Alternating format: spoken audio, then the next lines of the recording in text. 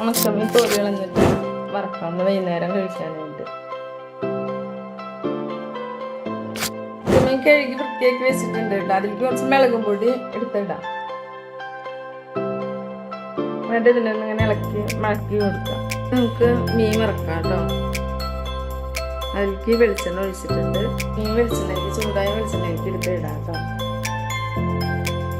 മീൻ നന്നായി മുറിഞ്ഞു തുടങ്ങിയത് ഇതിനെ നമുക്ക് മറച്ചിടാം കേട്ടോ.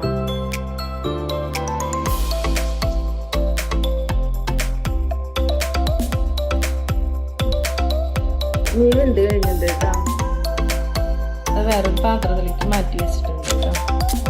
പരിപ്പും ചക്കക്കൂടും കഴുകിയിട്ട് ആദ്യം വയ്ക്കാം. കഴിഞ്ഞിട്ട് ഇതിൽ മുന്നിട്ട് മാങ്ങിയിട്ട് എടുക്കണം. ഇത് കഴുകി വെച്ചേക്കണതാണ് കേട്ടോ. അതിലേക്ക് കുറച്ച് വെള്ളം എടുത്ത് വയ്ക്കാം.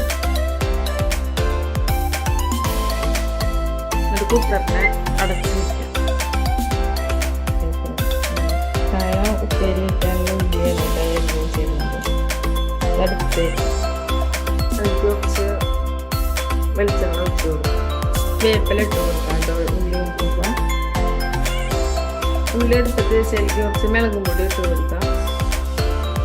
നമുക്ക് നന്നായിട്ട് ഇളക്കി കൊടുക്കാം കേട്ടോ. കഴുകി വെച്ച് അമരക്കായ എടുത്ത് വരട്ടേക്കാം കേട്ടോ. കഴുകി വെച്ചിരുന്നത് കഴുകി വെച്ച അമരക്ക ഇതിലേക്ക് എടുത്തിടാം കേട്ടോ.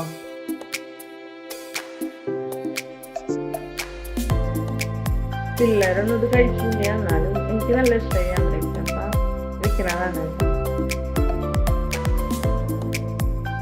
പരിപ്പ് വെന്തിട്ടുണ്ട്.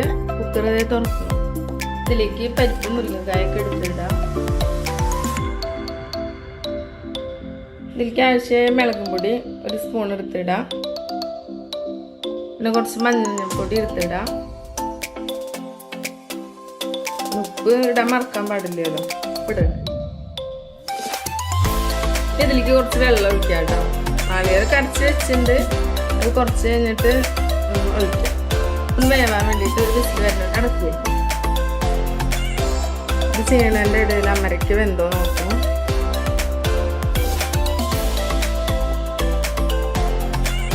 അമരയ്ക്ക് വെന്തുണ്ട് കേട്ടോ.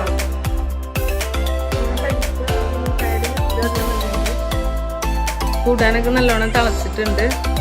ഇനി അതിനെ നമുക്ക് കടുക് വറുത്തിടാം. ഈ അമരക്കായ കൂട്ടം നമുക്ക് വേറെ പാത്രത്തിലേക്ക് ആക്കിയിട്ട് വെക്കാം കേട്ടോ.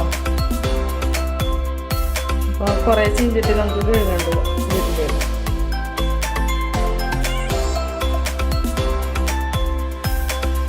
ചീനച്ചട്ടിയിലേക്ക് കുറച്ച് വെളിച്ചെണ്ണ ഒഴിക്കാം. കുറച്ച് കടുക് എടുത്തിടാം കേട്ടോ. അതിലേക്ക് കിട്ടുന്നുണ്ട് കേട്ടോ. അതിലേക്ക് കുറച്ച് കറിവേപ്പില എടുത്തിട്ടാം. ഇത് കറിയിലേക്ക് ഒഴിക്കാം കേട്ടോ.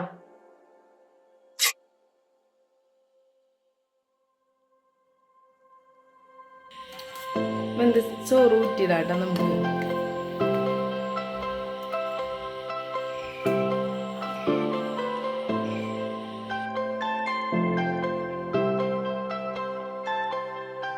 ഉണ്ടാക്കിയതൊക്കെ ഇതാണ് കേട്ടോ. കറി നോക്കാം. ചോറും കറിയും. പിന്നെ മീൻ കൊടുത്ത് ഈ ചീഞ്ചട്ടിയിൽ ഇന്നലത്തെ ചിക്കൻ കുറച്ച് ബാക്കിയുണ്ട്. ചൂടാക്കി വെച്ചിട്ടുണ്ട്.